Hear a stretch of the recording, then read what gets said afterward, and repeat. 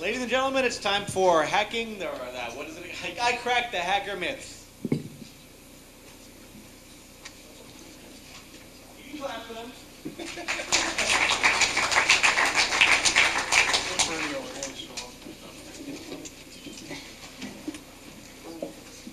Is Bernie coming back? Bernie, you're moving this.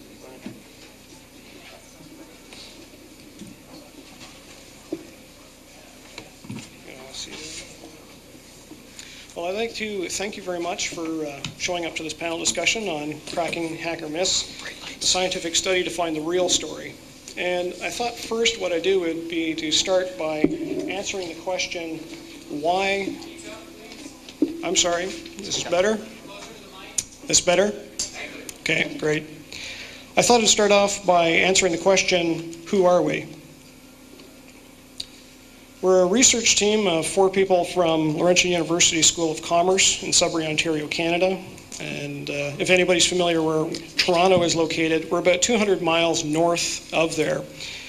Laurentian itself is a publicly funded university. It offers many four-year degree programs and a number of master's degree programs, servicing about 6,000 full and part-time students. As you can see in the picture, something characteristic about Northern Ontario is lots of bush and lots of lakes. The campus itself spreads across about 750 acres and touches on about 3 lakes within the Sudbury region. Another aspect of Sudbury is, of course, the opposite extreme. In the wintertime is lots of snow and very cold, and Ed can attest to that in his dealings with us in the past. We're talking to him on the phone in the middle of winter. And what I'm going to do now is introduce the 4 members of our team in no particular order, starting with Dr. John Dodge.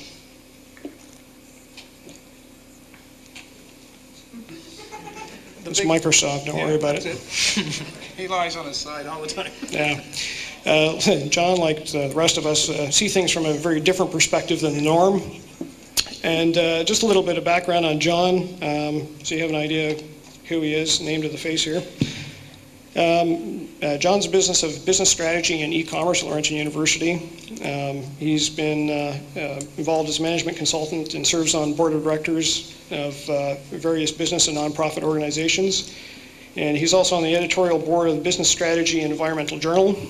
Previous to that, he had a life, I guess, as somewhat of a real job, we think, as the vice president of a very large mining and development company, and he's also a CEO of a venture capital firm. Next one, Yana, thanks. This is yours truly. Aside from leaning against trees and swatting mosquitoes, I'm a recent graduate of the MBA program at Laurentian. I've got 12 years experience in the field of IT, in particular information technology, customer relationship management. I'm also a recognized contributor to the Information Technology Infrastructure Library created by the Center for Computer and Telecommunications Agency in the United Kingdom. My goodness, that's slow. This is Yano.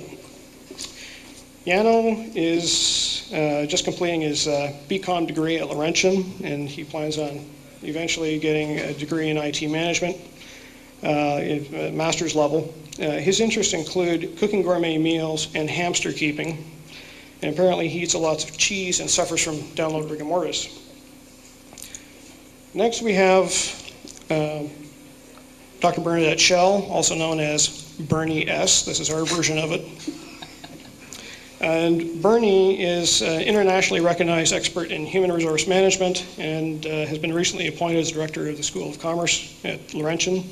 She's an accomplished author and well respected in the fields of pornography community standards, franchise legislation, and stress management. And she's also the recipient this year of the Research Excellence Award from Laurentian. Now that I've babbled enough about who we are, just so you understand, let's take a look at the study. Well, why is it that we engaged in this study? Well, about a year or so ago, the four of us had gotten together and noticed that there was a lot of strange reports in the news about hackers, wonderful things that hackers have done, and we had to begin to wonder why it is we're seeing this stuff in the news or what's being reported by authorities. Because from an organizational behavioral perspective and a business perspective, most of the stuff it is we're reading in the media and we're seeing statements from authorities do not make any sense whatsoever. And so consequently, we came to the belief that hackerdom is misunderstood and grossly misrepresented to the public. And so our objective became to try to dispel some of the myths and provide the public and organizations with a balanced view of hackers in society and their contributions. Now, what we wanted to do is answer the question, why are we here at H2K? Well, simply, we need to learn more about you.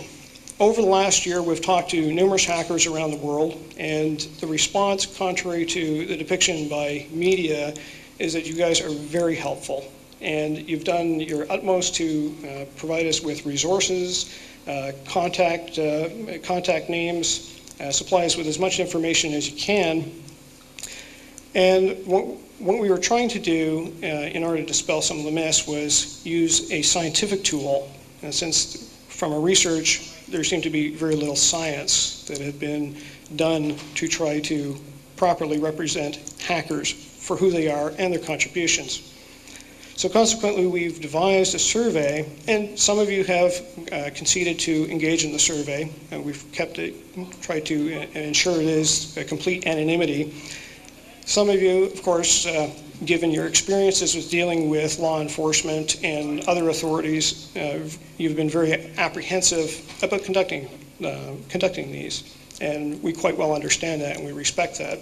So we thought we'd come to H2K and meet you in person and see if it is we could encourage you to engage in the study. Now, over the last year, we've been working with Ed Cummings, also known as Bernie S.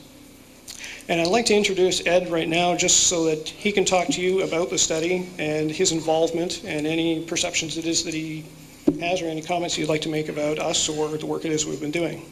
Ed?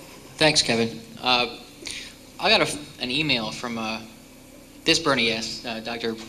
Bernie Schell. Was it late last year? Yeah. She'd apparently been trying to track me down for a couple of months. Unsuccessfully. How many telephone books did you go through? Numerous. But I was quite surprised to hear somebody had gone to such efforts to try to track me down for whatever reason. And she got to talking with me about this study they were trying to conduct, and I was pretty interested in it because I, like all of you, had seen all these misrepresentations in the press and had myself been subjected to some misrepresentations in the press and by law enforcement in the past.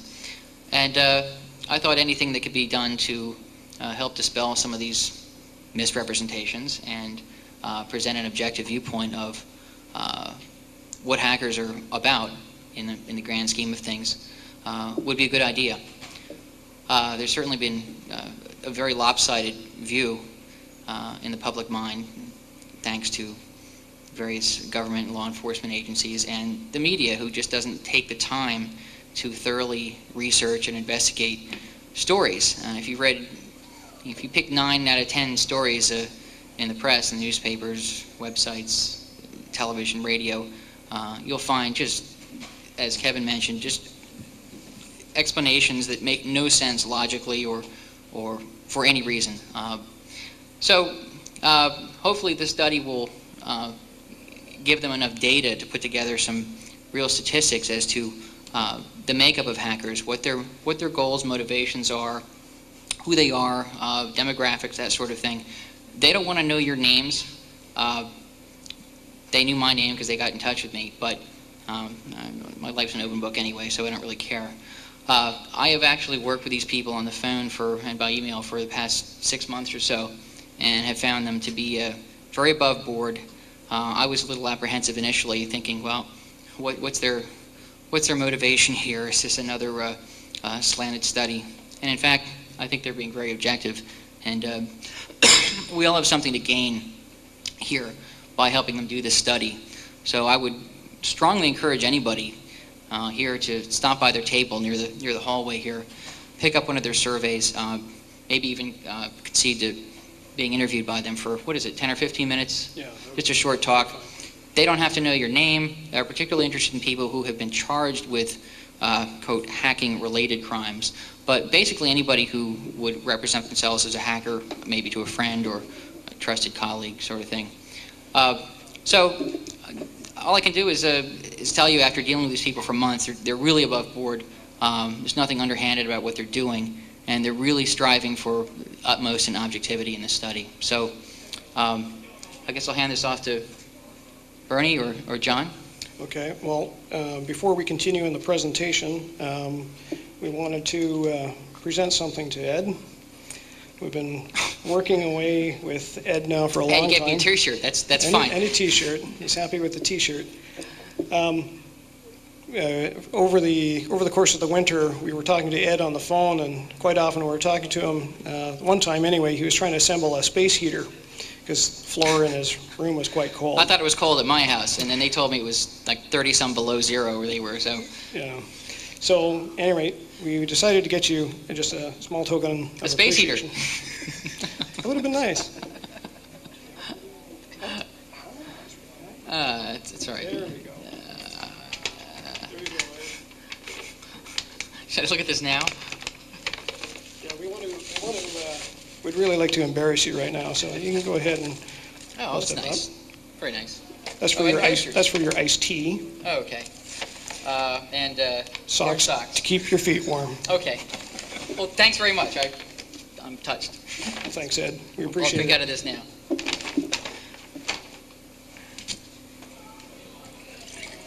Okay, so now we want to take a look at our media gallery. Fact or fiction? And what we wanted to do is have this as an interactive session. I'm going to put up just a few samples of some quotations within the last few months from various different media sources on various different topics, but about hackers. And we'd like to get your input or reaction to these as we go through. So I'm going to go through and I'll read some of the quotes, the headlines, and then if anybody would like to come up and give your comments on it, we greatly appreciate it. The first one from the London Free Press, nothing petty about e-crime. Internet hackers deserve to be treated as the criminals they are. The story continues. Hackers are akin to fire setters, people who get their jollies by setting buildings alight and watching gleefully from a distance as the flames lick the sky.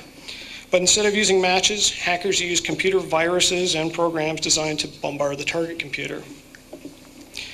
People may have a sneaking admiration for young hackers whose technical savvy can cripple corporate giants, but that's misplaced admiration, unless they also want to admire the demolition skills of an arsonist with their next breath.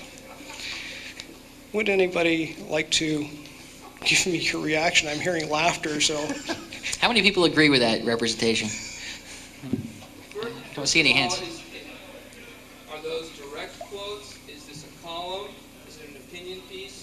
We don't know who's saying. We don't know if that's the reporter quoting somebody, if it's the reporter putting his own spin on it, or if it's a columnist or an op-ed piece. Okay, this is actually a column. But aside from the whoever ascribed it, what do you think of the content? The content is obviously sensationalistic, but that is much different. I mean, a columnist range all the way from, conservatives like George Will to, to liberals and so on and so forth. This guy could be, a Rush Limbaugh type out to, just be throwing bombs to get a reaction. I think that's the point. They want to know what your reaction is to his bomb. It's stupid. This guy's obviously misguided in talking about, unless they also want to admire the demolition skills of an arsonist. I mean, with their next breath. I mean, there's several words in there. Yeah, it sounds like a Stephen King novel, right? Well, it's not like hackers, is it? You have your conservative hackers, you have your liberal hackers, and you have your arsonists hacking monkey hackers that don't know how to do anything except steal other people's codes and send people viruses. And this guy, it sounds like from the, and we could accuse you of doing the same thing. We've only seen selected quotes here. You know, three paragraphs out of what was probably at least a 700-word column. Yeah, I had, okay, that's fine. You know, it does sound slanted, but it sounds like from these three pieces he's painting all hackers with a pretty broad brush. Okay. My first reaction to the second, especially the second piece, is I think that's a pretty good description of the guys who ran distributed anonymous attacks on Yahoo and eBay. That doesn't represent the hacker community as a whole, but I think that's a fair description of some of what's been going on. Okay. Just doing damage for the heck of it. Okay, just one more comment on this one. That's the main problem with media that I see. They group us up into one large group. There's a whole spectrum of hackers. There's people that don't know anything. They're just using some program that someone made to find exploits. See, I used to follow the media.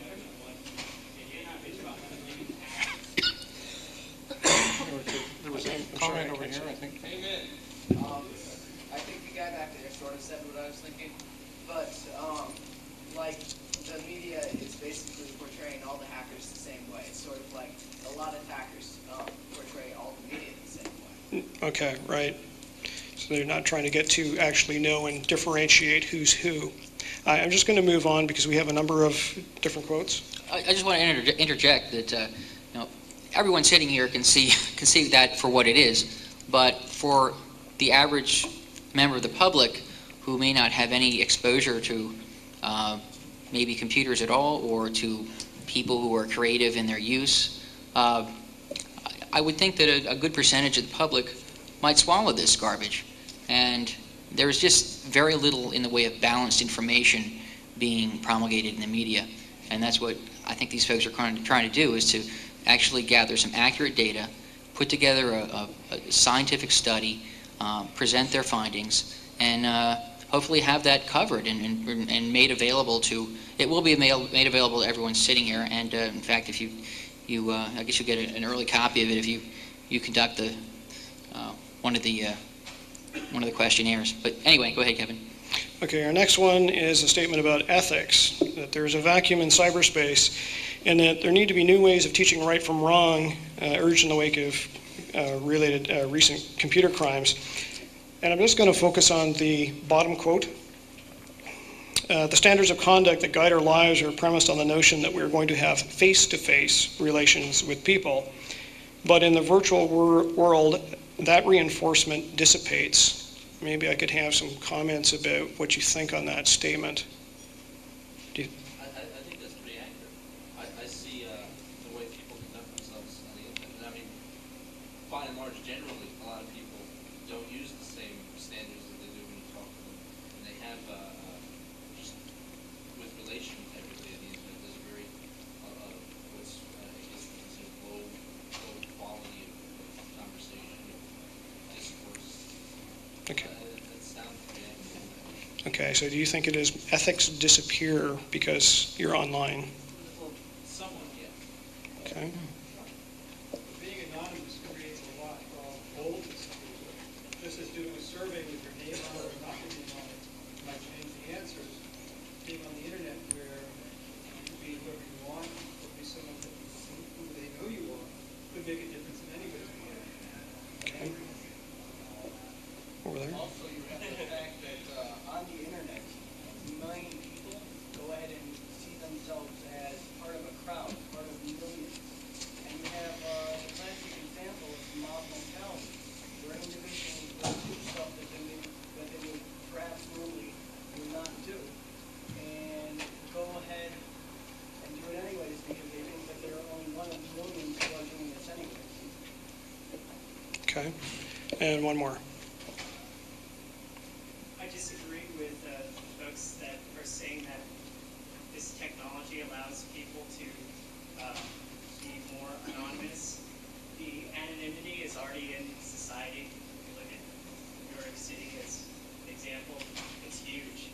And people are bringing that hugeness to the net. So it's not the technology. We shouldn't equate moral action with the technology. So in New York City, you'd be willing to just walk up to somebody and be unethical and have poor conduct, just face to face? No,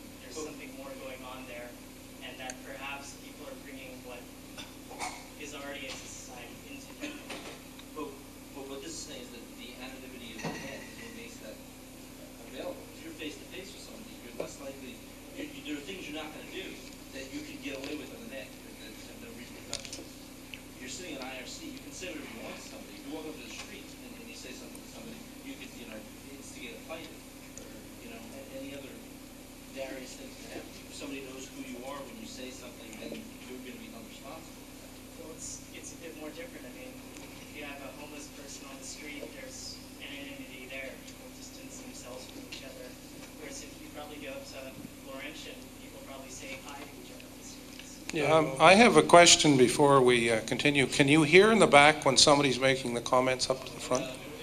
It probably, I think, if people wouldn't mind to come up to the mics when they're, or mic here, we only have one. Yeah, we're missing some good discussion. Just two here. I'd like to interject something. I came in late, so excuse me if you started to answer, but the study that you're doing, did you get a grant to do this? Or are you doing this all, on spec, as it were, and where are you going to publish it? Well, the research is actually being funded by ourselves. It's independent. There's no corporate agencies donating any money. We wanted to keep that kind of stuff out of it. I can speak, like in a sense, I'm the principal researcher along with Bernie Schell. We're funding our normal activity. We're employed by the university as professors. This is part of our academic research level. We're personally funding the travel for this out of our own professional allowance from the university this year. We could have sought, in fact, support for this, and we didn't want to tarnish it. So we actually got a little grant from our small business development unit in the university and a few other things, but there's no external financing at all for this project, and we're trying to keep it clean. As it's been hard, but we're a bit of a shoestring. There's a comment here. Yeah, I actually wanted to ask you something about this study earlier. Like, where are you intending to have this published? Are you looking at Science or the Journal of Forensic Sciences, or are you looking at Newsweek? Do you consider this? You've been calling it a scientific study, but I looked over your survey. It looks more like an anthropological study to me. Well, I think I could start the comment and then turn it over to Bernadette. The question was, where do we plan to publish this information, and in what form? We plan, I guess, to look at the history. Bernie has published a couple of recent books and we may end up publishing a book with some of the material, but that's down the road. We plan to publish some of the work on 2600. If you fill out the form itself, we'll give you back an individual assessment of this. We're using standard techniques in the survey form. We plan to use credible sources. Now, that's not to say that some of it won't end up in the public media as well. But maybe, Bernie, you could add to that. Yes, we are really trying to keep this as objective as possible in our reporting. So, as we would typically do in any referee journal article, we would cite the mean responses and standard deviations and group responses, primarily at that group level, so that no individual could feel that his or her identity is in any way being released. We've already been contacted by a number of media people, I guess desperate to have our findings. The one member that we have trusted so far, and this came after Bernie S's reviewing the situation, is Andreas and his team from Canadian Broadcasting Corporation in Toronto. Andreas does a show called Undercurrents, and I guess in many ways he's considered to be a rebel in the media field because he likes searching for the truth and not the popular answer. So Bernie S. has spoken to Andreas for a number of hours, as I understand it, and that is the only media group that we have committed to. And it's my understanding that they are coming to interview Bernie and some of your colleagues. They're actually coming. They're coming down. Unfortunately, I couldn't make it this weekend for the conference for cost reasons. They're coming down Tuesday to interview some of the people involved with the Off the Hook radio show, and actually, part of their study is geared towards hacktivism as well. They wanted to cover that theme in addition, but they're very interested in, as they told me, in this study, because there's really no real scientific data that's been available to the public on this. I mean, there's been plenty of anecdotal information. There may be some government studies done by law enforcement agencies, but certainly we can't necessarily expect that to be unbiased, nor is it publicly available. So this is really going to be an open book. Again, the names of the respondents are not the issue. They don't even want to know what your name is necessarily, unless you want mailed a copy of it or something. But in any case, your answers are just going to be compiled with all the others and used statistically. It's not anything you need to be concerned about your individual responses and how they'd be indexed to you. Uh-huh. Concerned about whether or not it's going to be peer reviewed. You keep saying scientific, but scientific means that it's peer reviewed. I mean, this lady here was talking about it looks more anthropological than whatever the other word she used was. Scientific surveys are peer reviewed and are published in academic journals. I'm publishing something on 2600 for all, for the good that is. It doesn't make it scientific. I haven't heard anything. No, I think what I'd like to address that directly. What I was trying to say, really, and I'm trying to skip over things quickly, is we're trying to make the data accessible, and that's why we said 2600. We're going to use standard tests. This is these are well-established questions that we're using. We're going to use good statistical tests on it. They'll have to be peer reviewed. We had, in fact, before we could even deliver it here, we had to get this approved by the University Ethics Committee before we could deliver it here. So we have to go through hoops, believe it or not, before we can even administer this survey, and it's satisfied that it's being ethically done, and the data is going to be properly dealt with once we get it back home. And that if we say it's confidential, we have our own ethics review people to say, what are you doing? I mean, it's part of this academic community in Canada anyway, and they take it very seriously. I don't know if I'm answering your question, but I'm trying to. Everything you just said, real quick, no doubt that you're going to treat the stats good and everything. Two questions. One, how do you qualify who you're talking to? Who at this con is a hacker because they say they are? And number two, how many people are you surveying roughly? I think that the way to address it, the best way to get accurate information is get as many people as possible to fill out the survey form. If we do have 10 quacks fill out the form, then we got bad data. If we get a couple of hundred people here that we still have the 10 quacks, it's not going to skew the data. It's a concern of ours, so we really need your help. If you want to have a legitimate profile of what as one person said earlier, they felt, the way I interpreted it, that this isn't a homogeneous community. This has some black hats and has some white hats and some good people and some bad people. And there's a different variety of people, and I think we have a special group here, and we have to make sure we get a good cross-section, not just a few people. And that's the only way it'll turn out nicely. I don't mean to take too much of the time. Okay, I think what we should do is just hold off for. We have a question and comment period later, and if anybody wants to stay after between 6 and 7, there's no other panel discussion during that time. If you want to talk to us, that'd be great. I just want to move on. We have a couple other interesting ones just to look at to get your idea on. If you want to put both of them up there, Yano. An excerpt from Corporate Espionage from Ira Winkler makes a statement that almost all hackers are little more than nuisances. And he notes that there's only about 200 hackers in existence in the world, and that only these are computer geniuses. Any comments on that? Can you come up to the microphone or shout really loud? What are you guys saying as a hacker? It's a scientific study, and you have some expected results, and you're going out there and trying to see what's going on. What are you suggesting a hacker is, and then what are you trying to collect and measure about the hacker?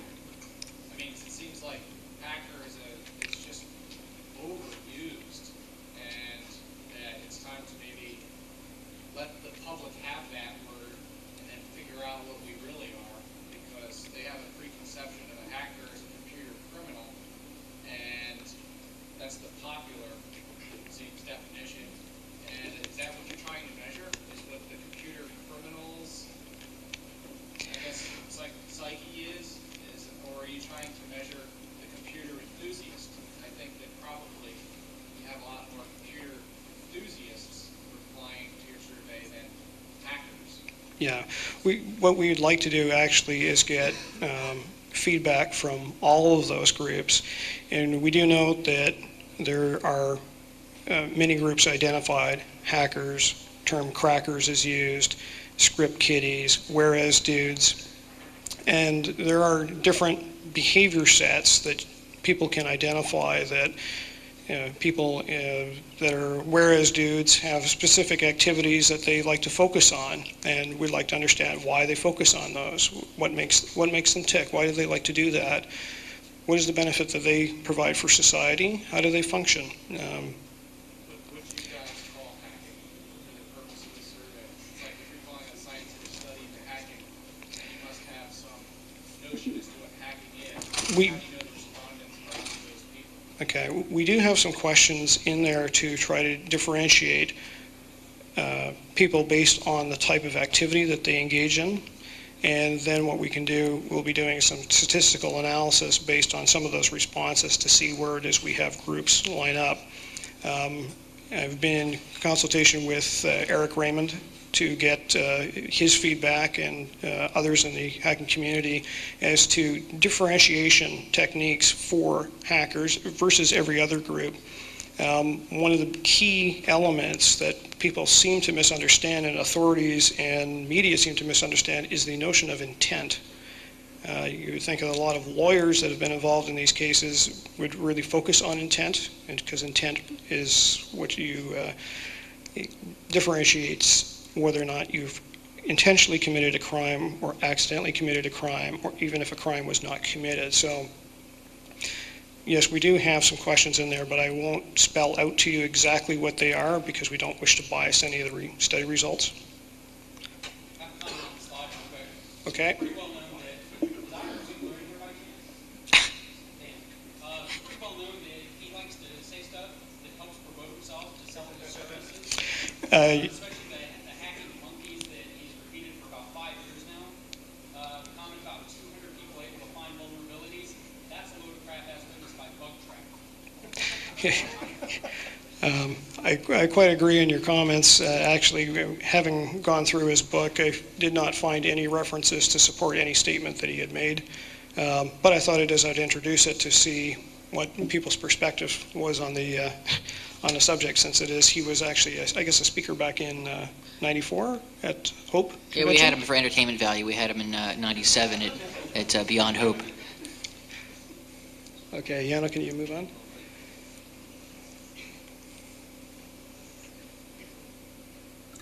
It's really thinking about it.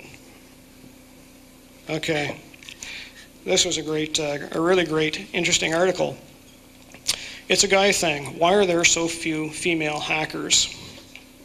It says, in fact, ask anybody who purports to know, from National Geek expert John Katz to MIT cyber researcher Sherry Turkle to Michael Stilwell, author of A Portrait of J. Random Hacker. It's unanimous. Hackers are male, scruffily male, as they finish. Then it continues to say that it's a testosterone problem. Women are not into hacking for the same general reason that women are not interested in vandalizing stop signs and cars. They are not as drawn to the hostile elements of cyberspace as men are. And then the best one. This isn't about competence. Women have the brains and the skills to hack, but they're more interested in building communities and in more creative things like web design. Very creative.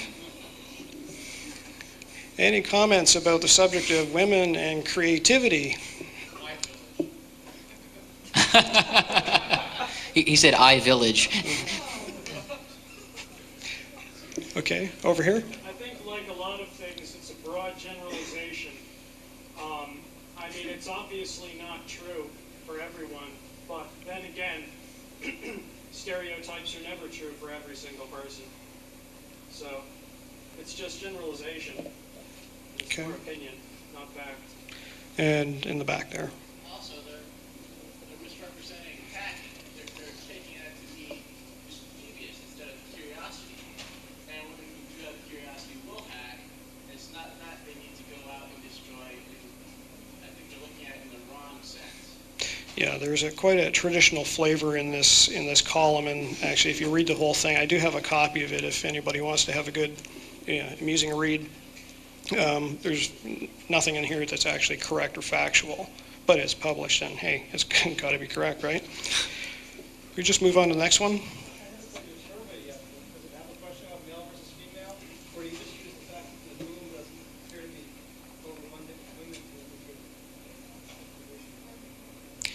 The question was whether or not we have, if we're checking any statistics on males versus female in the populace.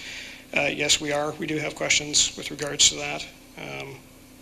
I think Eric had told me it is that the guesstimated stat was about 15% were women. And I sense you were laughing at the last slide. When I look around here, it seems like, for whatever reason, we sort of have an idea. We were laughing at the second part of the slide, the reason why not.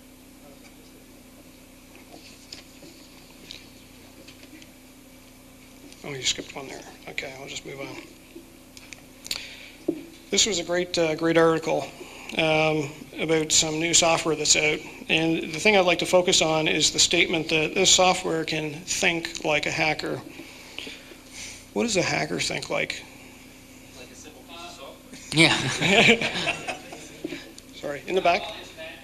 That software happens to think like the 3 or 4 full-time hackers that are programming on it, one of which fits the stereotype, colored hair, men busted by feds, the whole works. And also probably the, I don't know, 3 or 4 dozen hackers have all given input. It starts to work more like heuristic virus scanning, looks for commonly used bad programming. It actually does start to do that. Okay. Yes, I've tested the software. Okay. Right here. I haven't tested it, but I'll bet that it doesn't think. It's just a complete programmatic response. Okay. It's all it is. It's marketing. It's a self-product. You gotta get it. Will we trade on the IPO? Mm-hmm. Okay. We'll move on.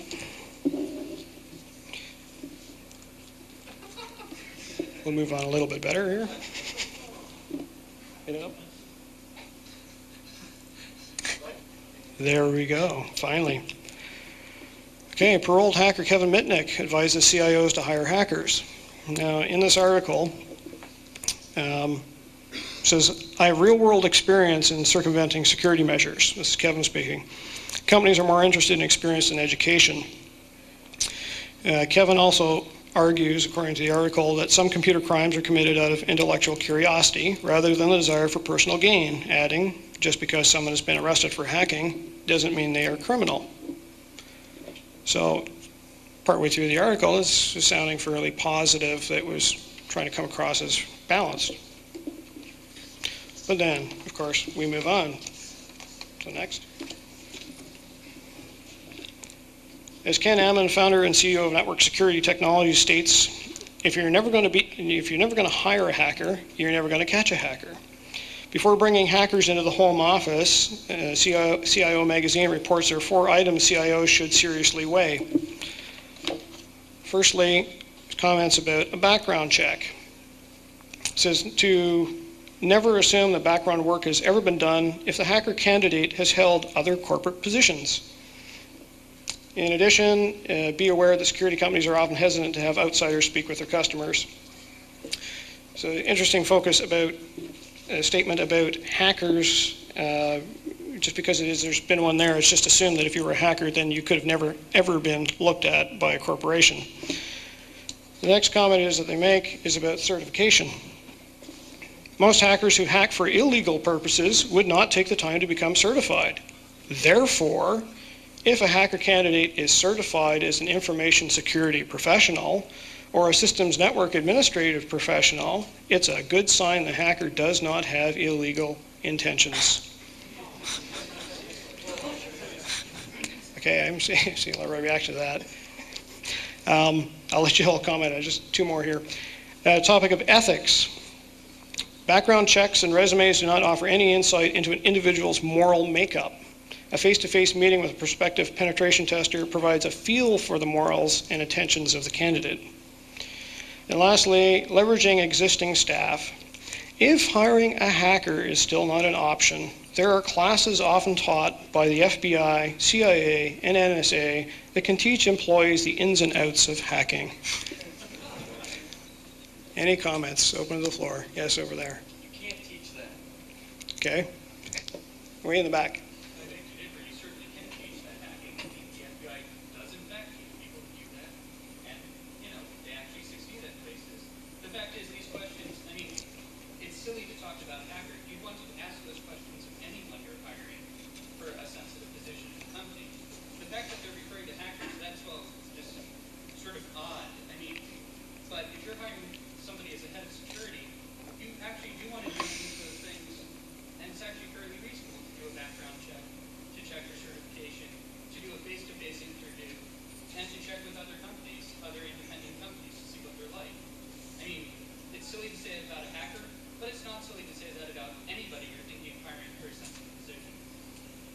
Okay. rebuttal. Being a hacker is more of a mindset. You can't teach a mindset. But the corporation's not worried about a mindset attacking their company.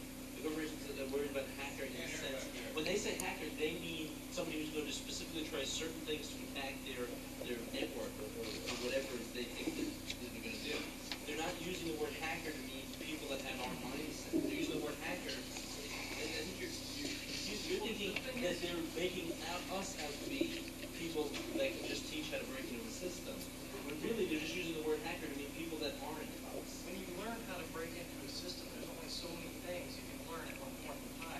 You're going to have to teach yourself eventually. And to do that, you're going to have the mindset. But once you teach yourself, can't you just teach that to someone else?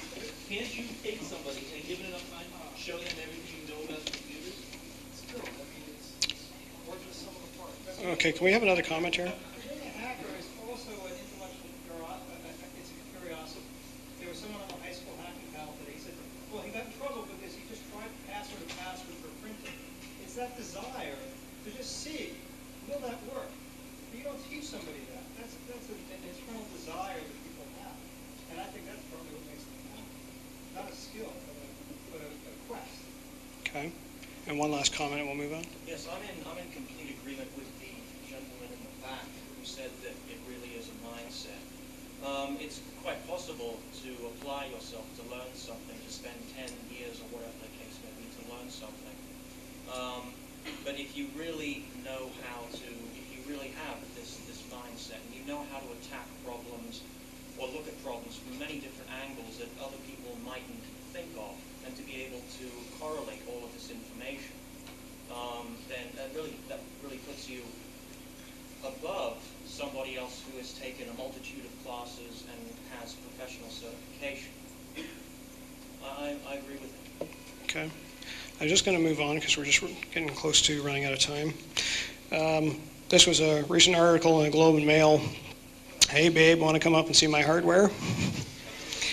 And it begins with, at a recent San Francisco sex party, I found myself kneeling rather rapturously at the feet of 3 charming naked men whose level of arousal seemed unimpaired when our conversation suddenly shifted from pornographic fantasies to the implementation of the web server program Apache on offshore computers. I'll leave that one wide open. I won't read anything more from it. It's a variety. We're providing a profile, a cross-section of different media articles, but in this case, I don't know how it is they got from topic A to topic B. Offshore porn site. That could have been it. You know, of course, that there's an H2K orgy happening about 4 blocks.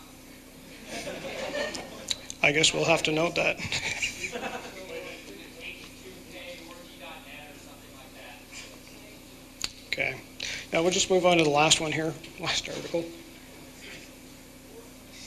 U.S. crackdown on cyber terrorism. This has got to be pretty much a favorite of most people in the room here.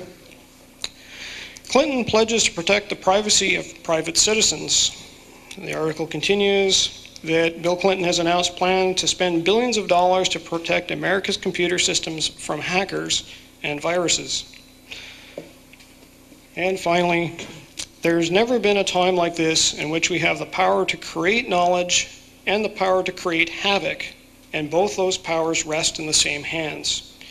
It is essential that we do not undermine liberty in the name of liberty.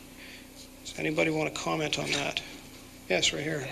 How are they going to protect the privacy of private citizens? Can you speak up, or the microphone would be great. How are they going to protect the privacy of private citizens when they can't protect the privacy of the Pentagon? Okay. Anybody else want to go with that? In the back there. The comments actually sound similar to what happened about 225 years ago in 1776, and the publication of certain materials that might have been against the British government. So I don't know if this is the first time in history. It seems like it's happened before. I don't know. Okay. Right here. I think what Clinton's saying is he's going to create a bunch of computer jobs and a bunch of opportunities for contractors to get in there and work with some really cool security software where they can satisfy their own intellectual curiosity. Okay. You had your hand up in the back. Did you want to make a comment? I'm having a hard time seeing with the lights in my eyes here. No? Right here? I think it's kind of funny that Clinton pledges to protect the privacy of private citizens, but then also this is the same government that runs programs like Carnivore that are going through the privacy of private citizens and destroying it. So the real threat, well, is not necessarily from hackers, it's also from the government itself. Okay. I noticed Ed had posted some interesting little notices above the payphones, if anybody got to see those. Oh, and the privacy issue, yeah, there was these were copies of signs from the Bureau of Prisons that all telephone calls are monitored, and I just put them above the payphones there to remind people that your phone calls may well be monitored. Any comments about the final statement on the slide? Not to undermine liberty in the name of liberty. Who was saying that? Like the reporter? No, this is Bill Clinton. Oh. Well, you ripped that off from somebody else. Not surprisingly. Over here. I want to know what liberty he's talking about. Is he talking about the liberty of the individual or the liberty of the state? You don't understand. He's protecting your privacy from me, but he can do anything he wants. The whole point, we never talk about privacy. We're not talking about the privacy from the government. No, not talking about privacy from liberty. We're not even talking about privacy from companies. Okay. I'm just going to call Yano up now to conclude the presentation.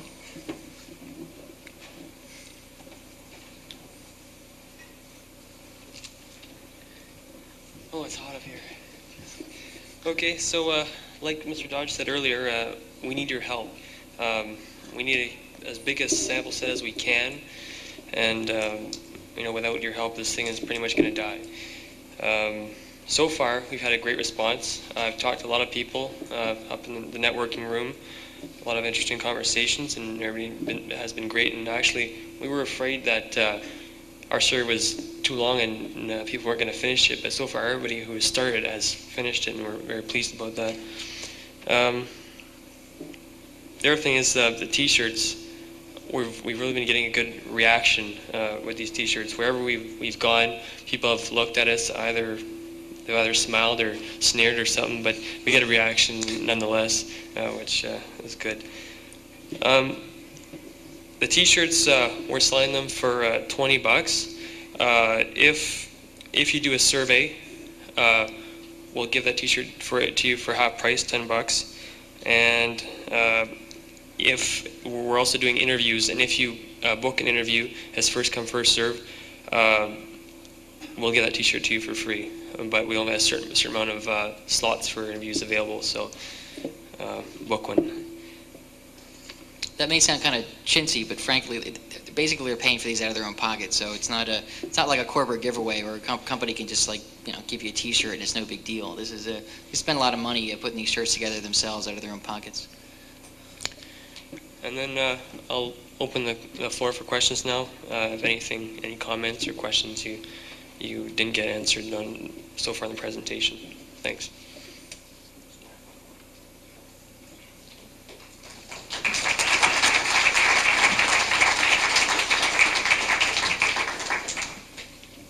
Okay. Anybody have any questions, comments? You like the shirt? I smell good. I don't know. Anything? Where do we go to book interviews? Okay. You can come and see us out at our display, which is right at the main entrance. You'll see it just right around the corner, just by the elevators. Yes. Just have a general comment on the use of the word hacker quite liberally in this presentation. It's not an invention of the 90s or even the 80s. The term hacker goes all the way back to the original model train enthusiasts back at MIT, who I guess you could say are responsible for the creation of the internet, for the maintenance of the internet, for the personal computer, and just about every other modern computing device we have in the world today. To vilify such a wide variety of people in a broad stroke, as other people pointed out, is a grave injustice. And of course, there are criminals in all aspects of society, even within the hacker community. But to use hacker in a pejorative sense is, I think, a misunderstanding of what the word really means. True. I just wanted to say this sounds like something really new that hasn't really been done before. I think it's a real good idea, and it sounds like you guys have an opportunity to go forward and set how people are going to look at this stuff in the future. And thanks, and keep it up. Thank you.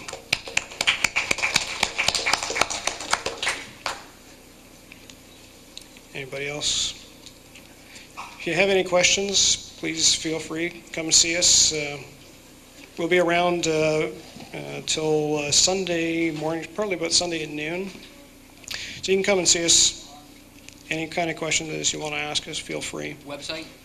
And the website is posted on the back of the shirt, as well as on our display, and we have some information sheets that you can take with you if you like. So will people be able to conduct this survey, or actually participate in the survey online? That's correct. Okay.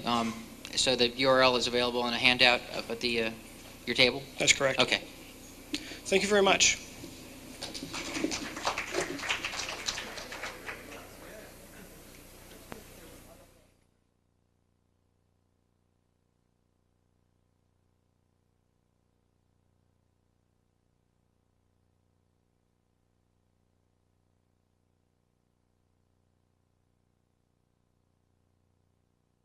My kingdom. My goodness, that's slow. This is Yano. Yano is just completing his BCom degree at Laurentian, and he plans on eventually getting a degree in IT management at master's level. His interests include cooking gourmet meals and hamster keeping, and apparently he eats a lot of cheese and suffers from download rigor mortis. Next we have Dr. Bernadette Schell, also known as Bernie S. This is our version of it. And Bernie is an internationally recognized expert in human resource management and has been recently appointed as director of the School of Commerce at Laurentian. She's an accomplished author and well respected in the fields of pornography community standards, franchise legislation, and stress management. And she's also the recipient this year of the Research Excellence Award from Laurentian. Now that I've babbled enough about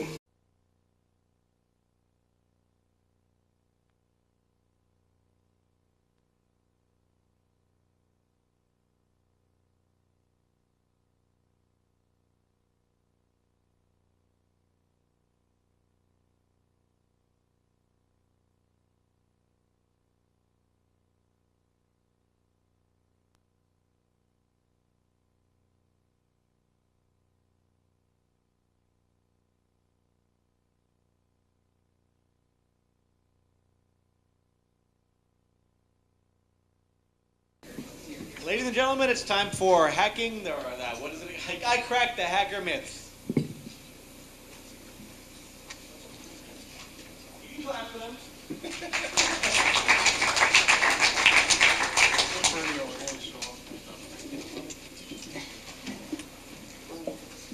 Is Bernie coming back? Bernie, you're over there. In e-commerce at Laurentian University. He's been involved as a management consultant and serves on board of directors of various business and nonprofit organizations. And he's also on the editorial board of the Business Strategy and Environmental Journal. Previous to that, he had a life, I guess, as somewhat of a real job, we think, as the vice president of a very large mining and development company. And he's also a CEO of a venture capital firm. Next one, Yana, thanks. This is yours truly. Aside from leaning against trees and swatting mosquitoes, I'm a recent graduate of the MBA program at Laurentian. I've got 12 years experience in the field of IT, in particular information technology, customer relationship management. I'm also a recognized contributor to the Information Technology Infrastructure Library created by the Center for Computer Telecommunications Agency in the lots of bush and lots of lakes. And the campus itself spreads across about 750 acres and touches on about 3 lakes within the Sudbury region. Another aspect of Sudbury is, of course, the opposite extreme in the wintertime. Is lots of snow and very cold, and Ed can attest to that in his dealings with us in the past. We're talking to him on the phone in the middle of winter. And what I'm going to do now is introduce the 4 members of our team in no particular order, starting with Dr. John Dodge.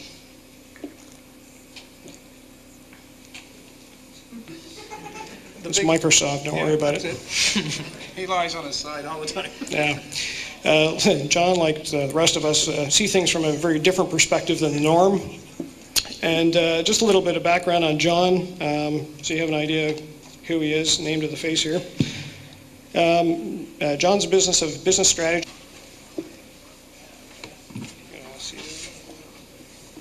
Well, I'd like to thank you very much for showing up to this panel discussion on cracking hacker myths, a scientific study to find the real story. And I thought first what I'd do would be to start by answering the question, why... I'm sorry, this is better? This better? Okay, great. I thought I'd start off by answering the question, who are we? We're a research team of 4 people from Laurentian University School of Commerce in Sudbury, Ontario, Canada. And if anybody's familiar where Toronto is located, we're about 200 miles north of there. Laurentian itself is a publicly funded university. It offers many four-year degree programs and a number of master's degree programs, servicing about 6,000 full and part-time students. As you can see in the picture, something characteristic about Northern Ontario is